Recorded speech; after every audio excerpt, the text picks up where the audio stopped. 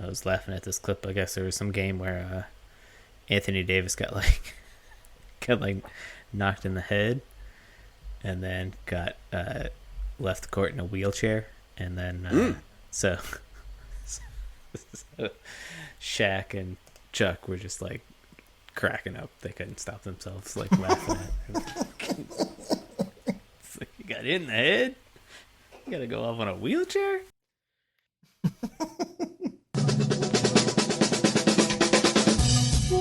Yeah, so just prepare to... It'll be great. It'll be perfect.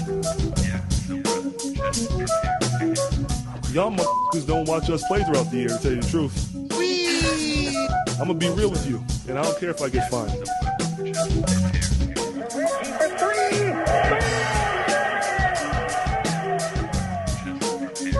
I got my sweet jerk off, put some strings on. That train is off the track. Who doesn't love the bouncy castle?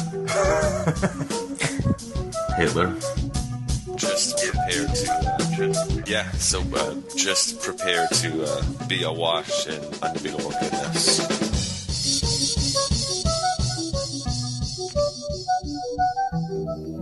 Welcome, Pacers fans. You are listening to the Undebeatables, your semi-weekly Pacers podcast, and this is episode 677. Coming to you from Indianapolis, Indiana. I'm your host, Joey Gafrida, the man behind the dials. This show, we just got to talk about some hot topics around the NBA, and we'll get an Undegooglable for you. Joining me this show are two of our three analysts, coast to coast, like buttered toast. First, from the high school home of Jameson Brewer, Silver Spring, Maryland, it's the doctor, Jason Triplett. What is up, Pacers fans? What is up, Undebeatables? Shout out to the winter solstice. We are passing the shortest day of the year, and every day will get longer. Nice. That's right. It will still get colder, but there will be more sunlight. That's right. And my mama's birthday's off and on the solstice. I think it moves it around a day or two, but happy birthday to my mama. Shout out. From Boise, Idaho, out west, it's our enforcer, John Harper. It's holiday time, so we're gonna just focus on the things that are most important to us this time of year. It's a good time to look back and reflect. One thing we reflect on here at the Undebeatables is the support that we have from our listeners, and then that comes financially over patreon.com/undebeatables. That's where anyone can support us for as little as $1 per month. It also comes in the social media, the tweets and the Facebooks. Colson, and thanks to everyone who's still sending nice pages over to Colson's pager. And he loves his faxes. He does. He loves those. So thanks to all of those. All right, yeah. One thing I wanted to talk about this week. There was definitely some news. A prominent player, Draymond Green, suspended indefinitely from the league. He took a flailing wild swing at Yusuf Nurkic and looked like about knocked him out. He cracked him good. Nurkic had kind of put his hand on Draymond's side, and Draymond took exception to that, as he's wont to do. And this is his third ejection of the season, and he was tossed in that game, rightfully so. That was maybe a non-basketball motion is an understatement. It looked like he was, going for the knockout. And yeah, the league, gave it a day or two, and they said, he's suspended indefinitely. He's been doing things similar to this. He choked Rudy Gobert, this season, That was not that long ago, during an altercation that he wasn't even initially part of, and then he got his arms wrapped around Gobert, which was certainly not called for. He punched Jordan Poole last year,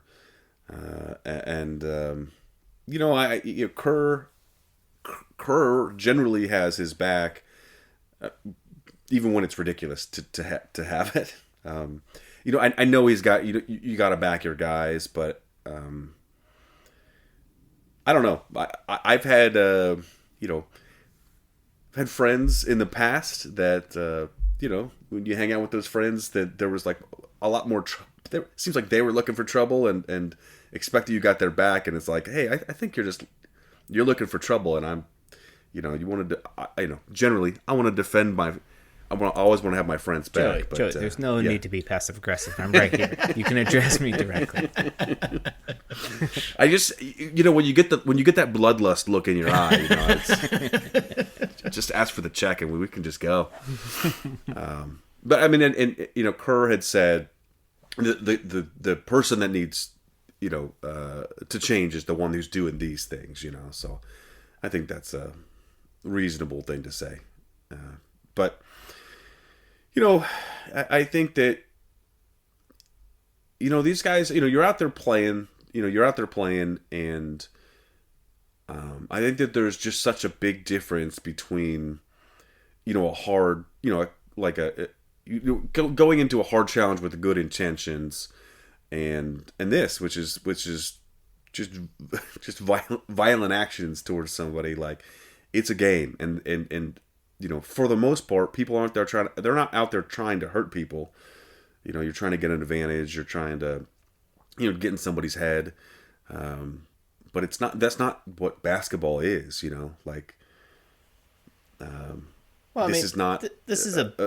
is a bigger issue. Draymond Green's issue is bigger than being like sort of pushing the envelope of what is acceptable for a basketball demeanor, or like getting playing to a degree that gets your guys excited and plays a little bit physical. Like, this is a dude that sucker punched his teammate last season to start it off. I mean, he's got issues that need to be dealt with, right?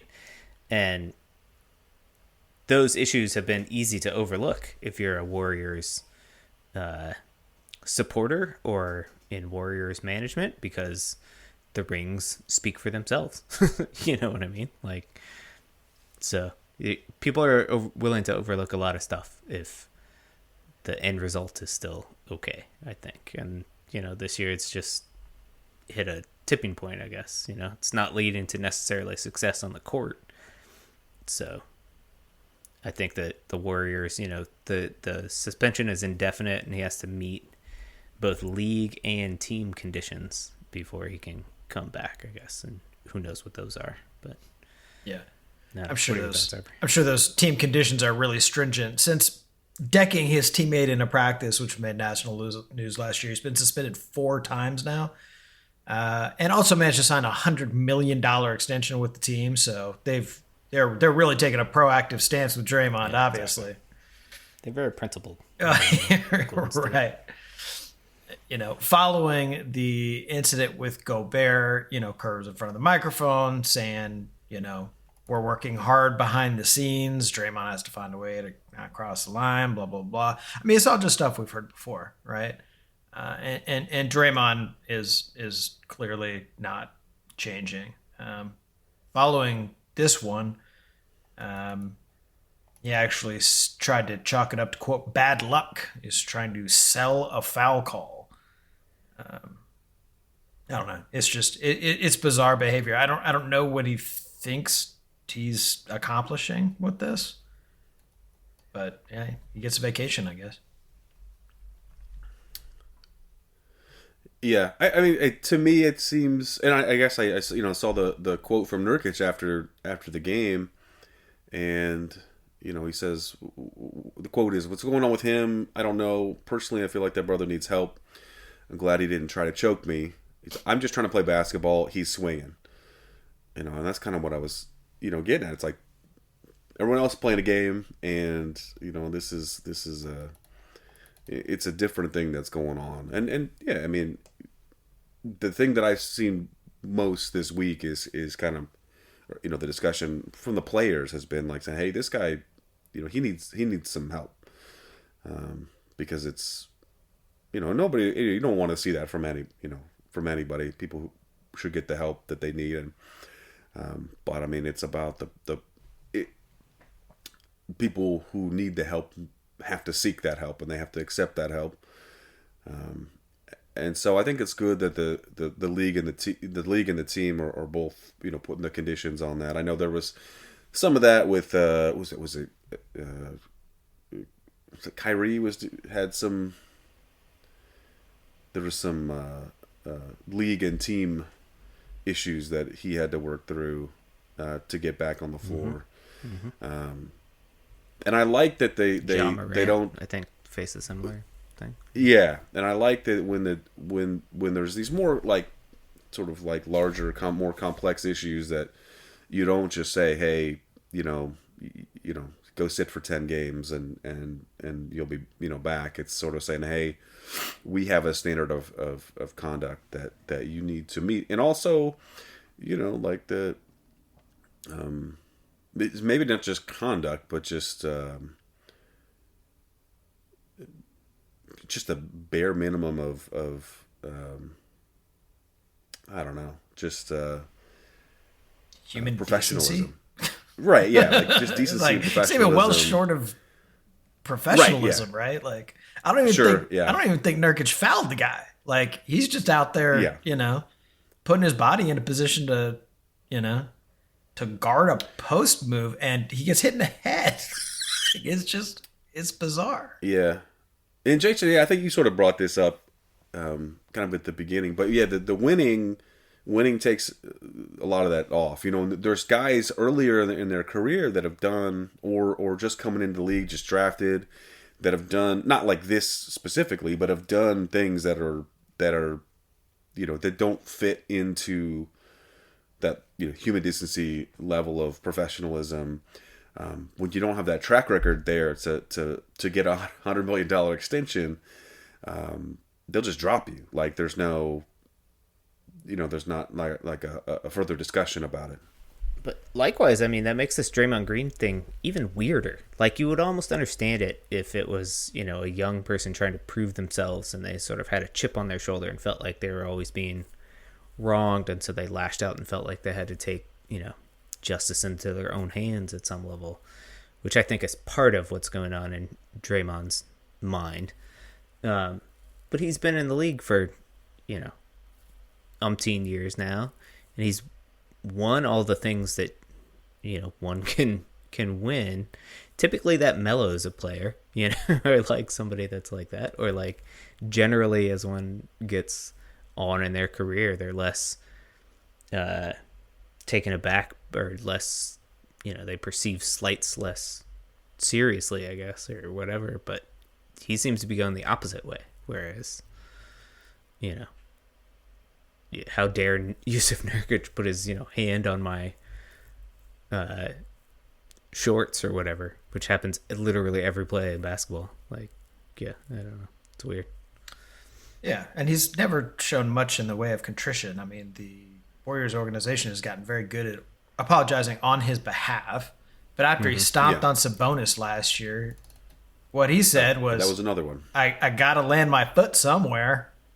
Right.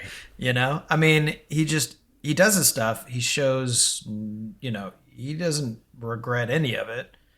After the thing with Rudy, he said, I don't live my life with regrets, when he was asked if he regretted what he did, right? I mean, he's, something beyond not introspective. Right.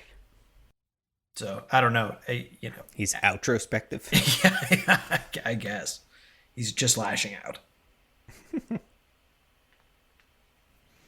But I don't know if you're going to change Draymond, right? And the reality to me is that if you can't, if Draymond has no interest in changing, you can't just have a guy on a court who's just going to occasionally lose his shit and attack someone. Like, you can't have it. Yeah. We live in a society with laws. Like, you can't Yeah. just do that. Exactly. If he wasn't on a basketball court, he could have been arrested.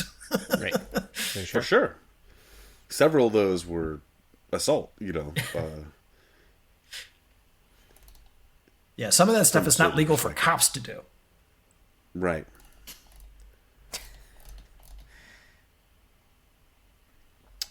We also, I don't know, just sort of a larger, a larger mental health discussion.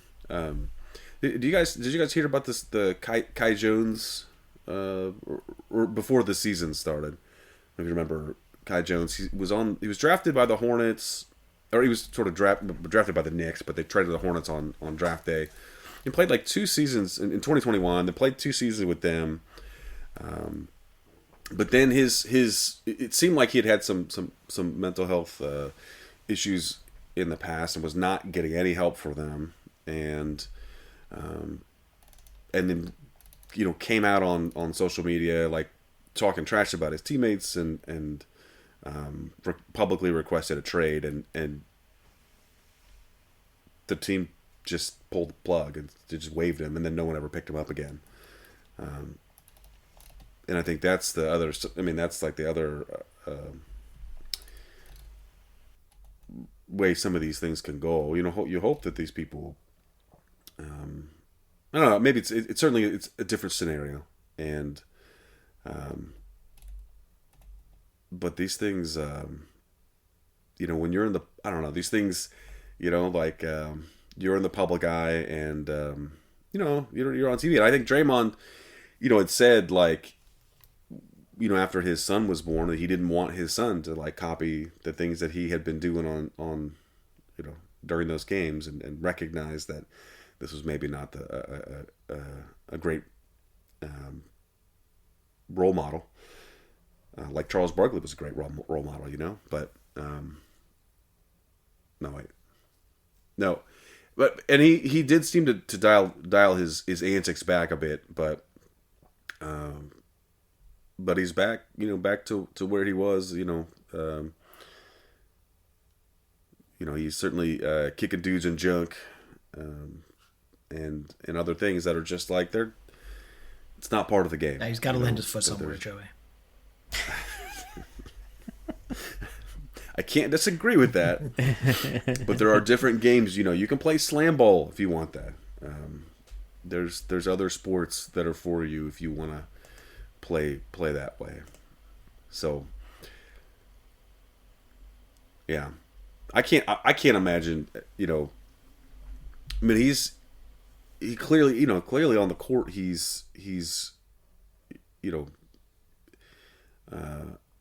very helpful to be on your team. Like he's definitely a plus in that, for most of the time, but man, he's such a liability too. Like he does dumb stuff. Like I remember, finals games when people start instigating him because he doesn't have that off switch. LeBron get up his face, and there was like a nearly a fight like during live action in a finals game because Draymond took exception.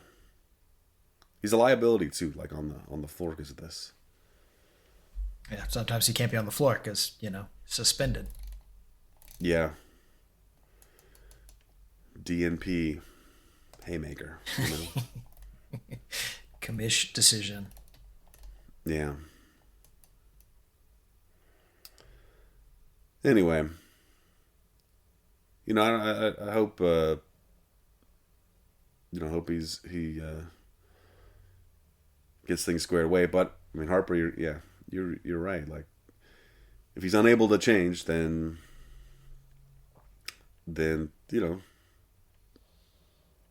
it's gonna be he's just not gonna be back, and that's should be able to refrain from hitting your coworkers.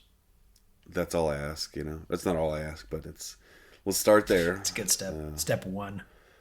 Step one: do not punch them. Yep. Got to apply them kindergarten rules.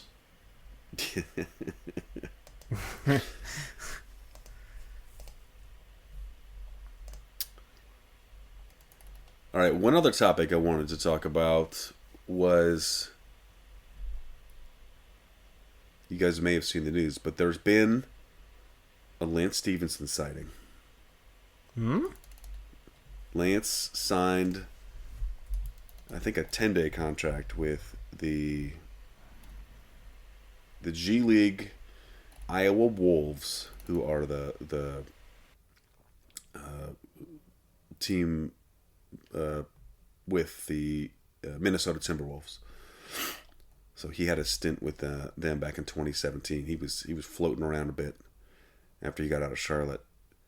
But Lance is maybe gonna get back into the league. He would play with Minnesota, and they do have an open roster spot. So, so there's so you're saying there's a chance. I had no idea that G League had 10-day contracts. That's what I'm seeing. I think that's what I had read.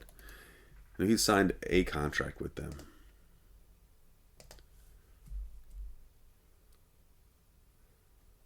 So we'll see if anything comes out of this.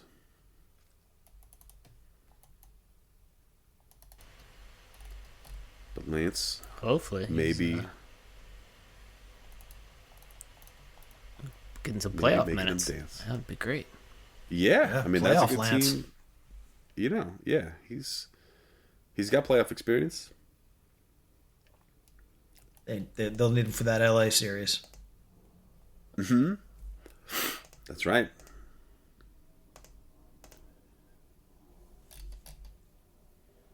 All right. I think that leads us, Harper, into an Undegooglable. Is there something we can answer for you today? Yeah, indeed there is. So I was at work last week and was telling one of my guys to, try this thing one more time before we gave up on it. And I said, let's make one last ditch attempt to get this done. And I thought to myself, what the hell am I saying? And I realized I need you guys to help me understand English. It's a strange saying to me. I mean, why a ditch? Last ditch effort. Last ditch effort. So Is the it something to definition do with I always irrigation? the thing that I always thought, well, like just from a definition, I always found it to be, this is the absolute last thing we're going to try, and then there's nothing else to do. Yeah, I mean, it's almost exclusively used as last ditch effort, right? Right. Right. Yeah, I don't ever hear just about just a ditch. Nope. It's never. Yeah, I guess I can't ever think about last ditch anything else. It's always last ditch effort, right?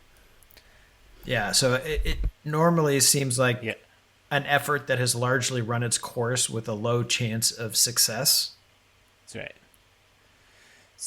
Yeah, and you never hear of a first ditch effort. No first ditches. No. So what I thought of immediately was trench warfare. That the ditch is the last, I don't know, standing post. And if we can't make it work from this ditch, then we're just going to bail and retreat. Okay.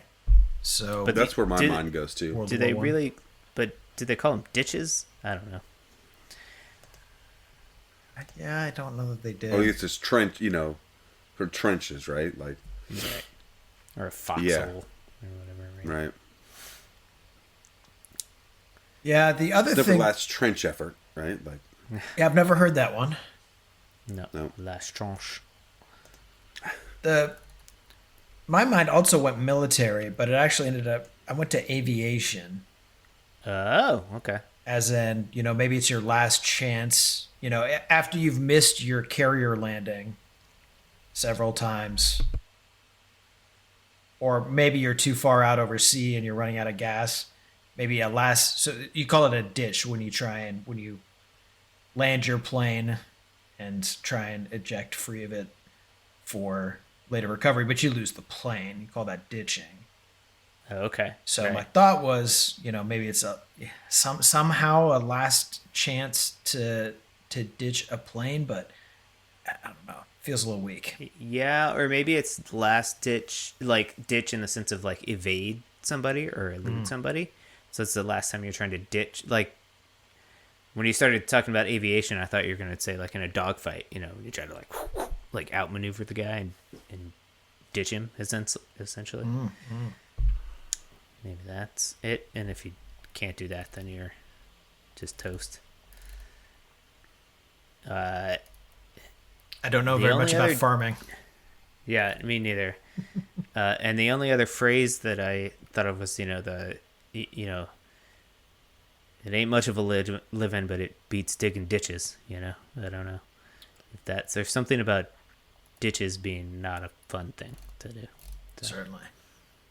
Well, I feel like the places that I'm thinking about ditches are, like agriculture is the, one, but I can't think of anything on a farm that has that sort of feel to it where, it's like there's nothing that dramatic on a farm, I don't think. And I've spent plenty of time on farms before you jump all over me. Previous two podcast host, you were. Oh, my Farmer. yeah, my mom's side of the family. My grandparents had a farm, so we would spend a couple times a year we go out to the farm. It was chill. It was nice. Well, I think both of our explanations as far as time frame get us to World War I, World War II area. So we're going first half of the 20th century.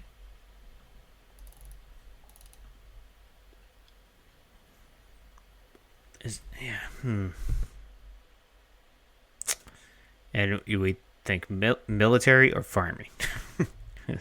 Which way are we going? Yeah, if it's farming, then Samaria.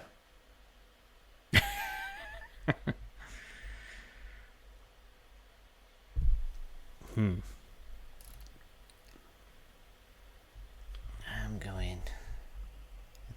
I think it's trench warfare. I'm gonna go with my Trench warfare. Okay, I'll go aviation, and Joey, you've got agriculture. Cover our bases. Sure.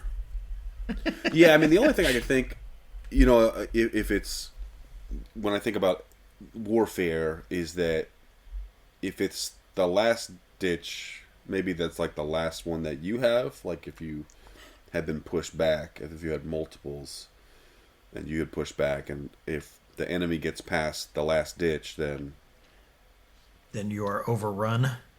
Then you're overrun, and you're toast. That's where I'm starting. The thought process there. Yeah, that makes sense. I could see that. Or you know what? You could have if you had ditches. If you had a flooding problem, maybe on a farm, like if you were near a river or something that flooded, and maybe you had a last ditch to prevent that flooding. With irrigation or something. If you got over, if it flooded into your fields, then you'd be toast there. No more crap. Yeah.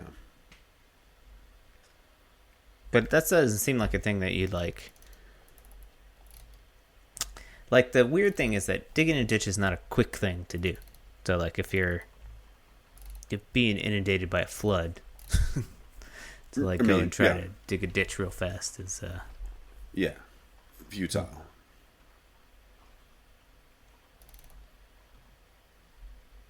All right, let's see what we got here.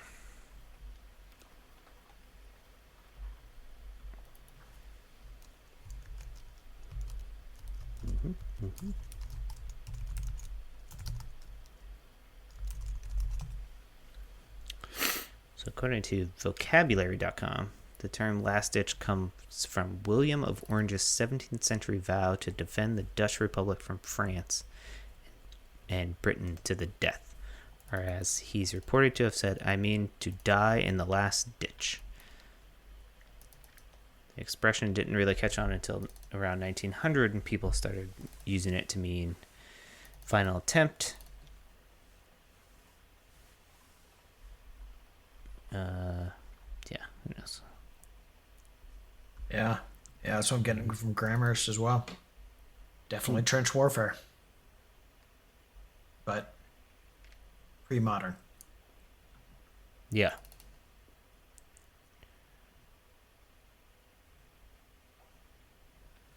Yeah, looks like the intent was to die in the last ditch. So that is the final fight. Like, so just don't give up. Don't give up and never say die.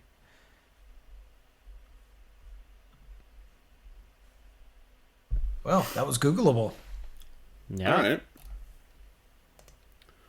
I think we did pretty much nailed it.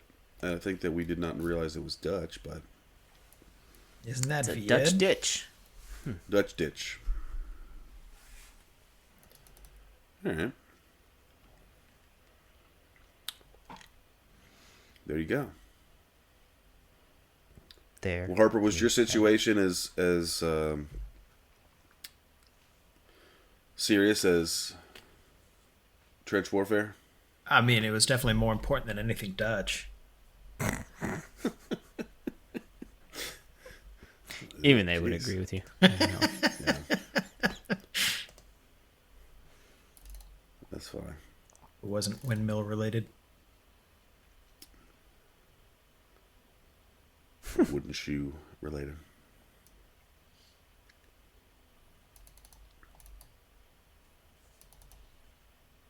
All right. But now I know how to speak English gooder.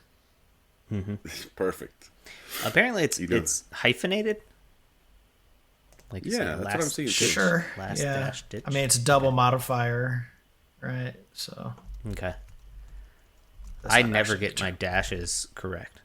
Like I look mine up all the time. Yeah. That's like I write these long things at work often, and I look them up very often.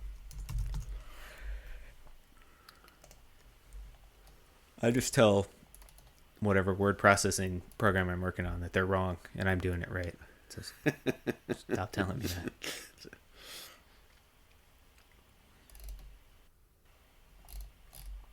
It's called a compound modifier, I guess. There we Okay. go.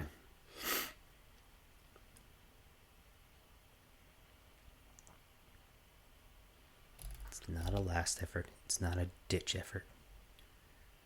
It's a last ditch. That doesn't. I guess it doesn't really explain why it is. I mean, specifically last ditch effort, but we know where it comes from at least.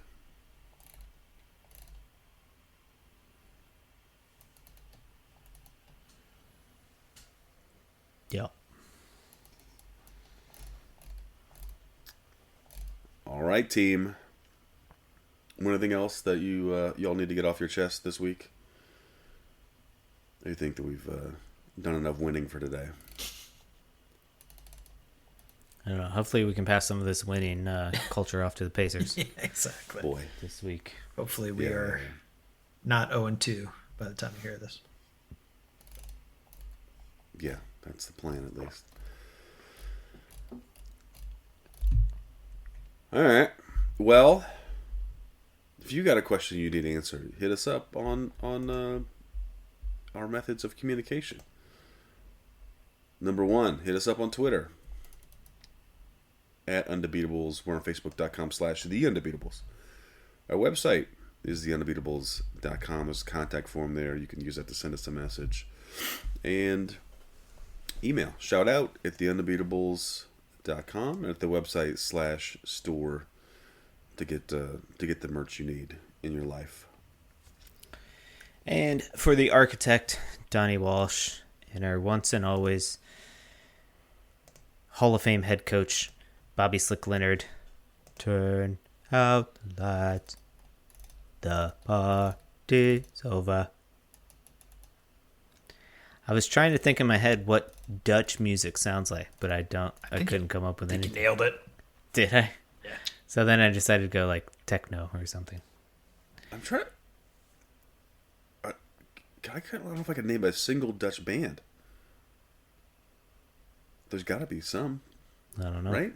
I mean, there's some that I've heard of, I would think so. but nothing is coming to mind. So if you Google Dutch bands, you'll get such famous groups as Focus and Ariane. And, of course, De Staat. Yeah, those guys. Well, You guys play that all pretty their much covers, names- right, Jason? Yes. We actually did a Der Stadt tribute show a couple weeks ago. Cured cancer with all the proceeds, I'm sure. Yes. But I tell you what, I am not familiar with any of these people. 10 of the greatest and most famous Dutch singers of all time. And maybe this is my lack of culture, but number 1, Anouk. Number 2, Jan Smit, Floor Jansen, Natalie LaRose, Waylon, Marco Borsato, Trinity Oosterhuis, Eva Simmons, Mon, Sharon Den Andel. I think, Dutch rapper. Now I'm listening. Was Erie Wanda on that list? I don't know why that name tickles me. And An Autumn for Crippled Children. That just rolls right off the tongue, huh? Yep. Mm-hmm. I like Normal with 2 A's. Normal. Normal. Brain Box. And Raccoon. Blaster Jacks with 2 X's. I But think I I don't had the like whole playset of Blaster Jacks when I was a kid. You got the. Oh, wait, wasn't that a Transformer? No. You got the discography special edition. Faux show.